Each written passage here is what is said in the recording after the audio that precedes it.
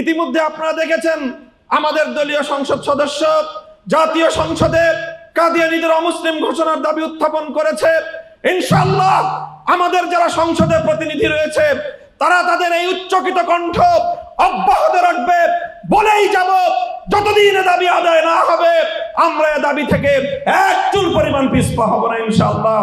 আলহামদুলিল্লাহ ওয়া কাফা ওয়া সালামুন আলা ইবাদিহিল্লাযীনা ইসতাফা ওয়া বা'দ। আউযু বিল্লাহি মিনাশ শাইতানির রাজীম। বিসমিল্লাহির রহমানির রহিম। মা কানা মুহাম্মাদুন আবা আহাদিন মির রিজালিকুম ওয়ালাকিন রাসূলুল্লাহি ওয়া খাতামান নাবিয়্যিন। সাদাকাল্লাহুল আযীম। আন্তর্জাতিক মজলিসে তাহাফুজে খতমে নবুয়তের উদ্যোগে আয়োজিত আজকের এই সেমিনারে উপস্থিত সম্মানিত সভাপতি, তাহাফুজে খতমে নবুয়তের আমির আল্লামা শেখ সাজিদুর রহমান, উপস্থিত প্রধান অতিথি উলামায়ে বাংলাদেশের আমির, হেফাজতে ইসলাম বাংলাদেশের আমির, আমার এবং আমাদের আমির আল্লামা শাহ মুহিবুল্লাহ বাবুনগরী হাফিজাহুল্লাহ, অন্যান্য নেতৃবৃন্দ, সমবেত তাওহীদি জনতা, কাদিয়ানীদের বিরুদ্ধে পরিচালিত তাদেরকে অমুসলিম ঘোষণার এই আন্দোলন আমাদের দীর্ঘ অব্যাহত এক আন্দোলন।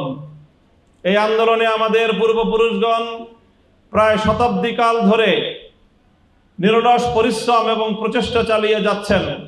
দুর্ভাগ্যজনকভাবে আমাদের এই প্রিয় স্বাধীন বাংলাদেশে আজও পর্যন্ত আমাদের এ দাবি সফলতার মুখ দেখেনি। তাই আজ আমরা দ্ব্যর্থহীন ভাষায় বলতে চাই, বর্তমান যে সরকার ক্ষমতাসীন রয়েছে তাদের ঐতিহ্য এবং তাদের অতীতের ভূমিকার প্রেক্ষিতে আমরা আশাবাদী যে তারা এবার যেভাবে ধর্মপ্রাণ এবং ইসলামী জনতাকে বারবার আশ্বস্ত করার চেষ্টা করেছে, বিশেষ করে আমিরে হেফাজতের সকাশে গিয়ে মাননীয় প্রধানমন্ত্রী আমিরে হেফাজতের প্রতি, বাংলাদেশের আলেম সমাজের প্রতি যে সম্মান তিনি প্রদর্শন করেছেন, তার এই সম্মান প্রদর্শন শুধুমাত্র কথার মধ্যে সীমাবদ্ধ না রেখে তিনি কার্যকর ব্যবস্থার মাধ্যমে তার প্রমাণ তিনি পেশ করবেন। সেজন্য আমরা সরকারকে পরামর্শ দিব যে কাদিয়ানীদেরকে সংখ্যালঘু অমুসলিম হিসেবে স্বীকৃতি দেওয়ার, ঘোষণা করার এবং তাদের সংখ্যালঘু হিসেবে তাদের অধিকার সংরক্ষণ করার যে যৌক্তিক একটি বিষয়, এর পিছনে ওআইসির মতো আন্তর্জাতিক ইসলামিক যেই কান্ট্রিগুলো রয়েছে, সারা পৃথিবীর মুসলিম দেশগুলোর ঐক্যবদ্ধ সিদ্ধান্ত রয়েছে। জেদ্দা ভিত্তিক এবং সৌদি আরবের নেতৃত্বে মুসলিম বিশ্বের সকল দেশগুলোর সহযোগিতা নেওয়া দরকার। এজন্য আমি বিশেষভাবে আহ্বান করব, তাহাফুজে খতমে নবুয়তকেও বলবো যে সকল মুসলিম দেশগুলোর বাংলাদেশে যেই দূতাবাস রয়েছে এবং তাদের রাষ্ট্রদূতরা রয়েছেন, তাদের সাথে আমাদের বিশেষ যোগাযোগ করা প্রয়োজন এবং মুসলিম বিশ্বের সকল রাষ্ট্রের সহযোগিতা এই দাবির উপর সংগ্রহ করে ওআইসির এই সিদ্ধান্ত কার্যকর করার জন্য ওআইসির পক্ষ থেকে বাংলাদেশ রাষ্ট্রের উপর যেন চাপ প্রয়োগ করা হয়, সেই জন্য আমাদেরকে কূটনৈতিক তৎপরতা অব্যাহতভাবে পরিচালনা করতে হবে।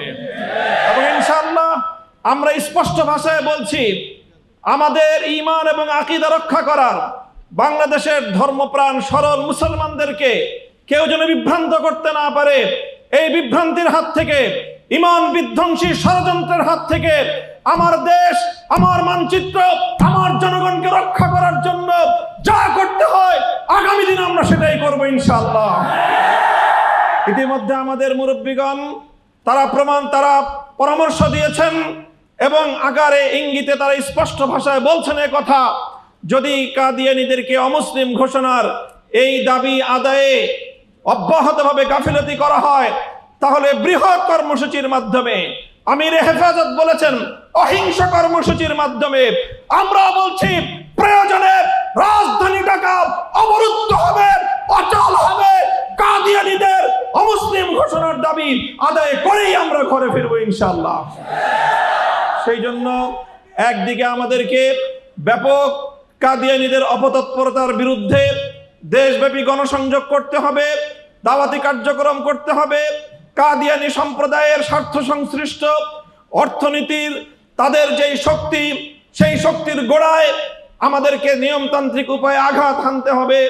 সেই সাথে গোটা দুনিয়ার মুসলিম বিশ্বকে সঙ্গে নিয়ে বাংলাদেশের সকল রাজনৈতিক পক্ষগুলো ঐক্যবদ্ধ হয়ে ইনশাআল্লাহ, ইতিমধ্যে আপনারা দেখেছেন আমাদের দলীয় সংসদ সদস্য জাতীয় সংসদে কাদিয়ানীদের অমুসলিম ঘোষণার দাবি উত্থাপন করেছে।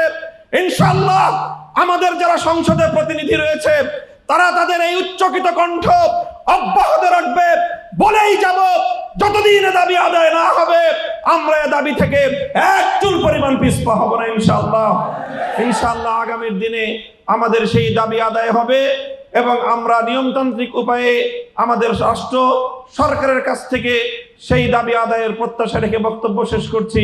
ওয়া আখিরু দাওয়ানা আলহামদুলিল্লাহি রাব্বিল আলামিন।